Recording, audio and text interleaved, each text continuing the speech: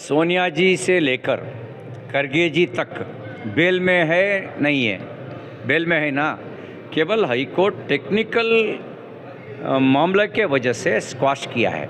मतलब निर्दोष ऐसा नहीं कहा। निर्दोष ऐसा कहा है क्या? निर्दोष ऐसा नहीं कहा।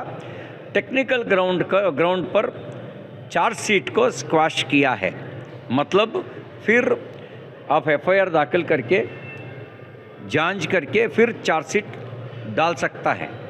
निर्दोष ऐसा नहीं कहा है। और सुप्रीम हाई कोर्ट के ऊपर सुप्रीम कोर्ट भी है।